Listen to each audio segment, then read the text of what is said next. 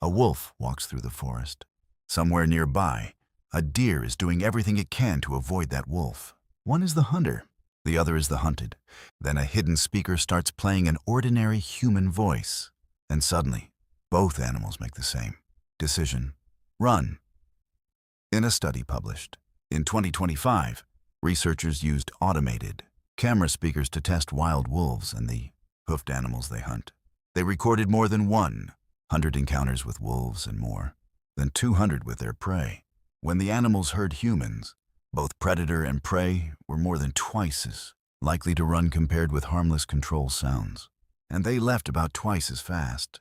A deer has an obvious reason to fear a wolf. But why does the wolf fear us?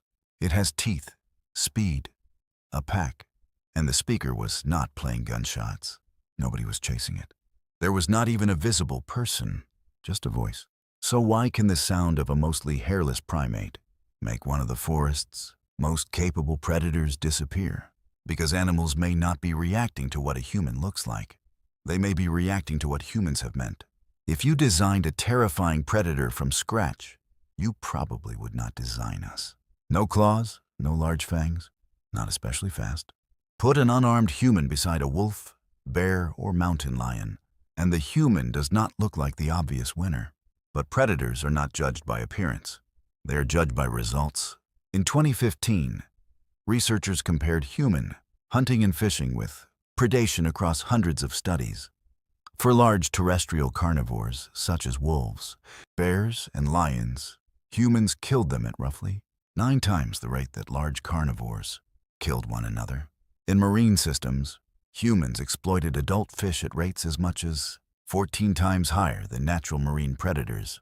And humans have another advantage: we can fail. Remember why we failed.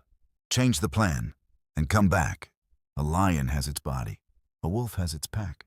Humans have tools, cooperation, memory, and information. But a mountain lion hearing a human voice does not know any of that. It does not see a hunter. It hears a few seconds of conversation. And sometimes that is enough to make it leave dinner behind. Researchers in California found fresh kills made by wild pumas. Then they placed hidden speakers near the carcasses. Sometimes the speakers played tree frogs. Sometimes they played ordinary human conversation. No screaming, no gunshots, just people talking. 17 pumas were involved in 29 experimental trials. When the cats first heard frogs, only about 6% fled. When they heard human voices, 83% fled. And after hearing people, the pumas spent less than half as much time feeding. That matters because leaving costs them. The animal has already caught its meal. Walking away means giving some of it up. Yet a human voice can make staying feel even more expensive. That is how useful fear works. It does not wait for proof. If an animal waits until the threat actually attacks, it may already be too late. The real question is not, am I definitely in danger? It is, what happens if I guess wrong? And around humans, many animals seem willing to run first. But this does not only change one meal. It can change when an entire species chooses to be awake. In 2018, researchers combined 76 studies covering 62 mammal species across 6 continents. They compared animal activity under lower and higher levels of human disturbance. The pattern was remarkably consistent. Around humans, mammals became more nocturnal. On average, their nocturnality increased by a factor of about 1.36. And this was not limited to hunting. The studies included many forms of human disturbance. Animals changed when they moved, when they fed, when they crossed open ground, when they risked being seen. A human does not have to be standing in front of an animal to affect its behavior. Danger can become part of the schedule, part of the route, part of the map. Ecologists call this a landscape of fear. But that creates a problem. If humans are such a powerful danger signal, why does a city pigeon sometimes refuse to move until you nearly step on it? Why can some wild animals live beside us with almost no obvious fear? If fear of humans were simply hardwired at maximum, that should not happen. And this is where the story changes. Researchers in northern Italy approached wild alpine marmots. They conducted 594 standardized tests. Some marmots lived where hunting occurred. Others lived where it did not. The approaching human behaved the same way. The marmots did not.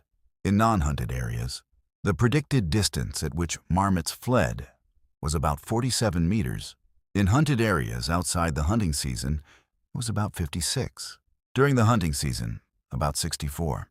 Same species, same human shape, different history, different fear.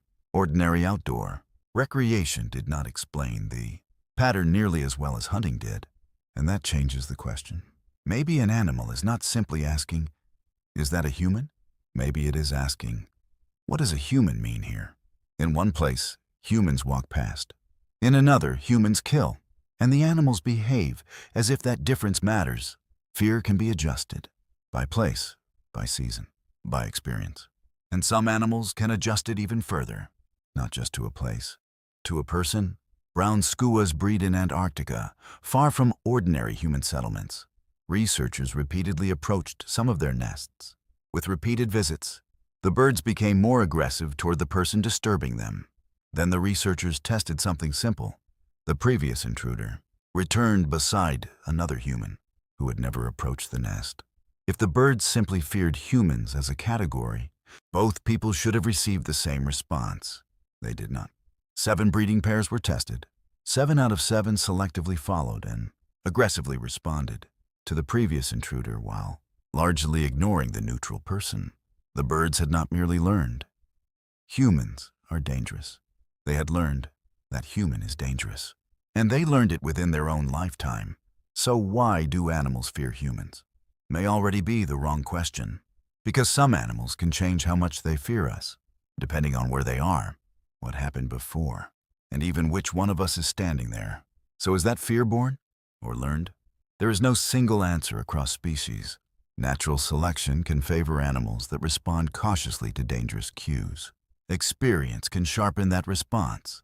Young animals can learn from parents or other animals. Harmless encounters can reduce fear. Dangerous encounters can strengthen it. That explains why one wild animal may hear your voice and disappear before you ever see it, while another member of the same species may let you come much closer. The animal does not need to understand human history. It only needs a prediction good enough to survive. Human nearby. What usually happens here? What happened last time? What does staying cost? What does running cost? And there is one reason that calculation so often works against us. Most predators come with rules. Humans do not. A crocodile is dangerous near water. A cheetah can chase at enormous speed, but only for a short time. A wolf has patterns shaped by terrain, hunger, and pack behavior. Humans are harder to read. One person enters a forest carrying a camera. Another enters carrying a rifle. One population protects an animal. Another hunts it. One human feeds wildlife. Another scares it away. And our tools allow danger to come from distances our bodies alone do not explain. That may be what makes us so difficult to classify. Not every human is dangerous. But a human shape does not always tell an animal what happens next. And when one wrong guess can be fatal, uncertainty becomes dangerous too. So perhaps the safest rule is not every human will attack. It is, do not assume this human is harmless. Which brings us back to the forest. A wolf walks toward a hidden speaker. A deer approaches another. They occupy opposite sides of the same ancient conflict. The wolf survives by getting closer. The deer survives by getting away. Then they hear a human voice. And both leave. At the beginning, that looked almost ridiculous. The wolf has teeth. The human is not even visible. But now the reaction makes more sense. That voice can carry more than sound. It can carry information. Information shaped by experience, by place, by other animals. Sometimes by generations of selection, and sometimes by the memory of one particular person. Animals do not need to believe humans are monsters. They do not need to understand guns, roads, hunting history, or ecology.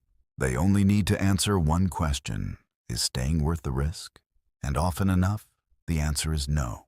So the next time you walk into a forest and everything suddenly seems quiet, an animal may already have detected you. It may already have changed direction before you ever knew it was there. Not because you threatened it, not because you even saw it, but because your presence already meant something. The wolf and the deer were never agreeing about each other. They were agreeing about us.